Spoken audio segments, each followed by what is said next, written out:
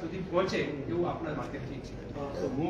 સાહેબ તમે જે નોટિસ આપો છો ને 1885 ની કલમ, બરાબર, એ 1885, તો સાહેબ મારો પહેલો સવાલ એ છે કે 1885 મુજબ તમે નોટિસ આપ્યા પછી તમે વળતર જ્યારે નક્કી કરો છો ત્યારે 2024 ના પરિપત્ર મુજબ નક્કી કરો છો, તો આવું શું કામ?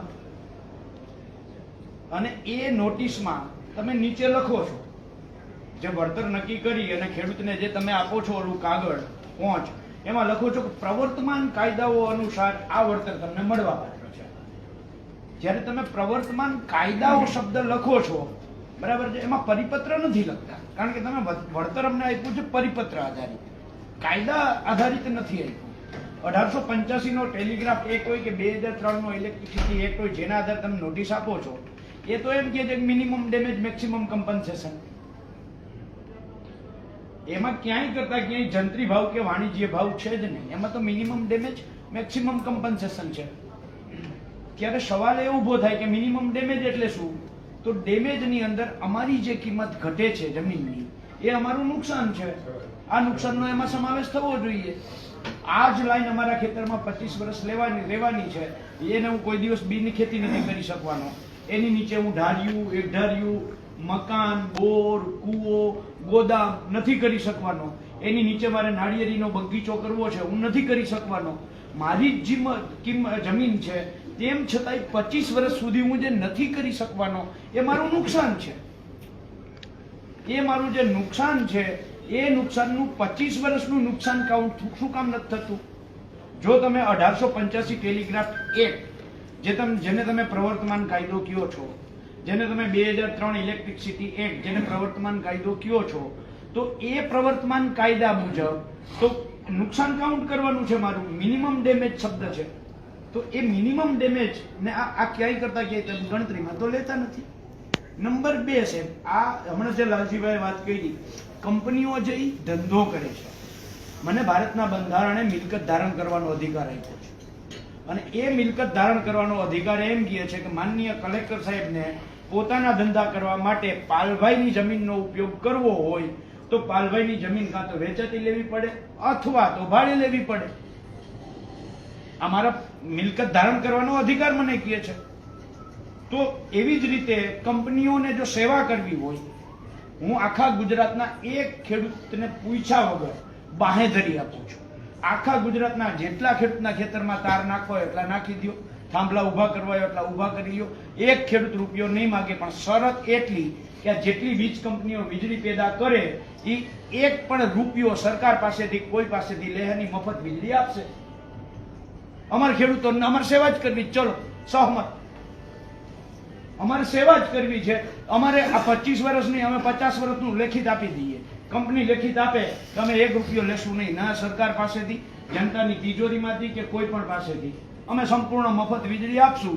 અમારે રાષ્ટ્ર સેવાનું કામ કરવું છે, તો અમને ખેડૂતોને રાષ્ટ્ર સેવાનો કામ કરવાનો એવો મોકો આપવામાં આવે સાહેબ, બરાબર, જે આ કંપનીઓના ખિસ્સા ભરાય અને અમને અમારી છાતી ઉપર 25 વર્ષ થાંભલા ઉભા થાય, આવી રાષ્ટ્ર સેવા અમને નથી જોતી.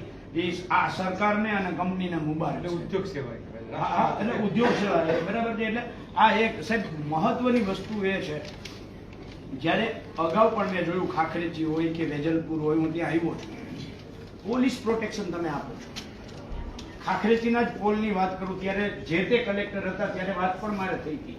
તમે સાહેબ એને 67 મીટરના આ કોરિડોરની મંજૂરી આપી છે.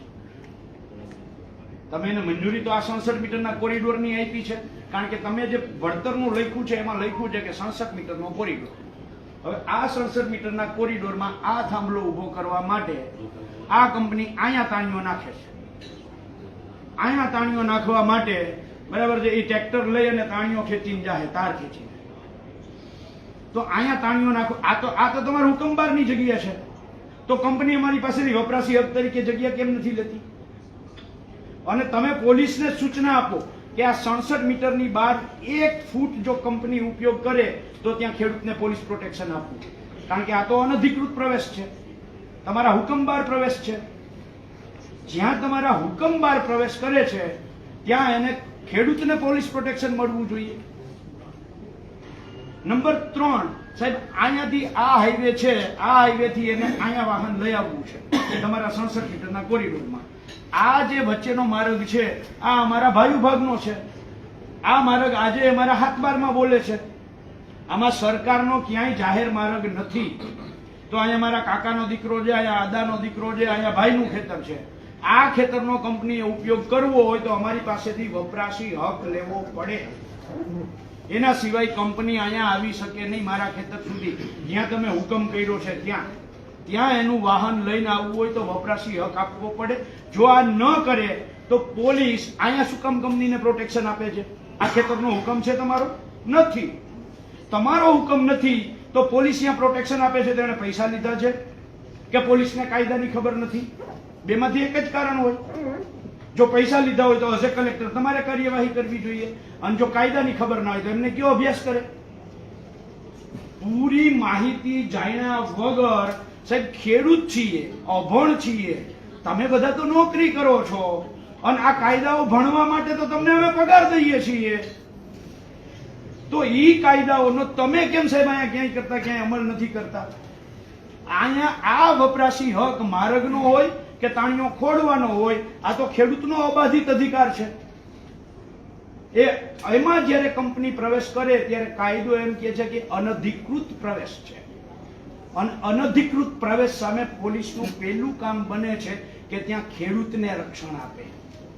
સુઓ મોટો પણ ખેડૂત અરજી ના કરે તો પણ સુઓ મોટો પોલીસે ત્યાં રક્ષણ આપવાની ડાયરેક્ટ એની પ્રક્રિયા બદલી જાય. જ્યારે કોઈ પણ ગુનો બને ત્યારે પોલીસ મેન્યુઅલ છે એ એમ કહે છે કે કોઈ પણ ગુનો બને અને એ પોલીસ જ્યારે જોઈ ત્યારે એને સુઓ મોટો પોલીસ ફરિયાદ કરવી. આ પોલીસ મેન્યુઅલમાં છે. તો જ્યારે પોલીસ મેન્યુઅલ એમ કહેતા હોય અને પોલીસ જો એ ફરિયાદ ના કરે તો પોલીસ પોતે ગુનેગાર છે. તો કેમ આવું? તો હજારો વિડીયો ખેડૂતો દેખાડે જ તમને. કેમ કોઈ એક્શન નથી લેવાતા? સાહેબ આ ક્યાં સુધી અમારે આવી રીતે સહન કરવાનું? એક તો તમે નોટિસ આપો અલગ કાયદાથી, વળતર આપો બીજા કાયદાથી. એક કલેક્ટર આપે જંત્રી ભાવે અને બીજો કલેક્ટર આપે માર્કેટ ભાવે. એક જ લાઈન 765 જેવીની ખાવડાથી મહારાષ્ટ્ર વાળી લાઈન. નવસારી કલેક્ટર હુકમ કરે છે માર્કેટ ભાવના 4 ગણા અને મોરબી કલેક્ટર હુકમ કરે છે જંત્રી રેટના 25%.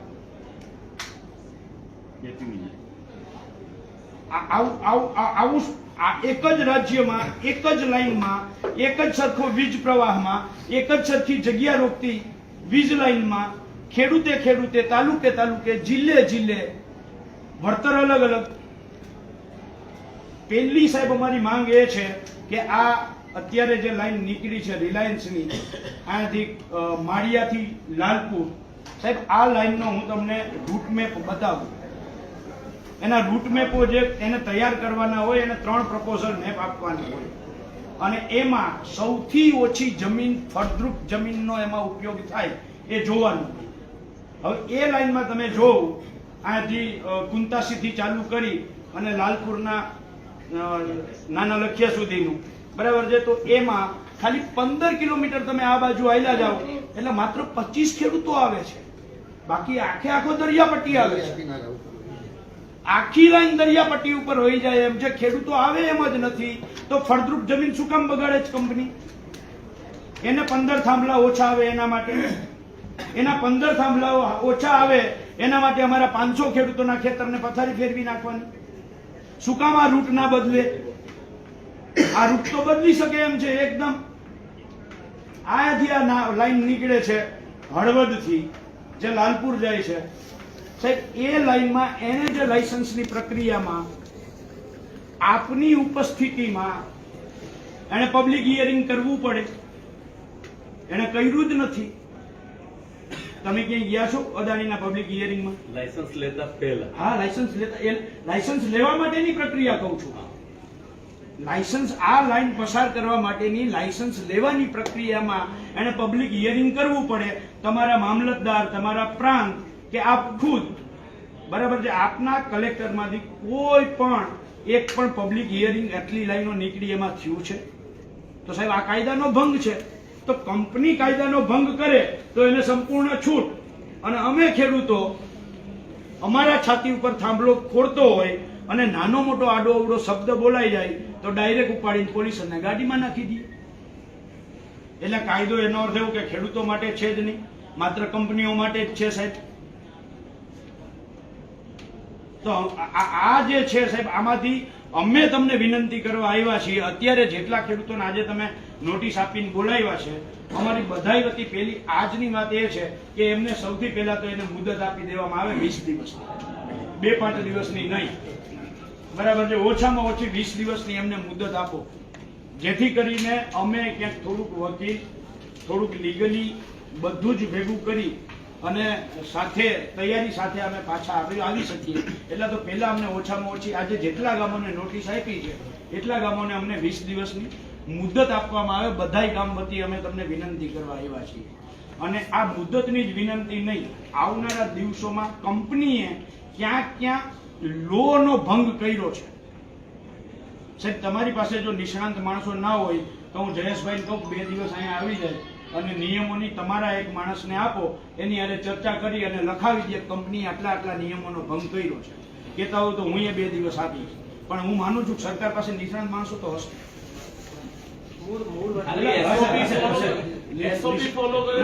હશે કદાચ નહીં હોય તો SOP આપી દઈએ, બધા જ કાયદાઓ આપી દઈએ ને હારે એને શબ્દોની ક્યાંક ઘણી વાર એવું બને શબ્દોની મૂંઝવણ થતી હોય તો એના સરકારે જ નક્કી કરેલા શબ્દોનું ક્યાં શું કેવી રીતે અર્થઘટન કરવું એના માટેના પરિપત્રો પણ હારે લઈને આવીએ અને તમારા માણસ હારે બેસીએ અને અમે કંપનીએ 50 જગ્યાએ કાયદાનો ભંગ કર્યો છે એ અમે તમને બતાવીએ અને પછી એ કંપનીઓ ઉપર એક્શન લ્યો અને ત્યાર પછી ખેડૂતોને નોટિસો આપવાનું ચાલુ કરો. બરાબર.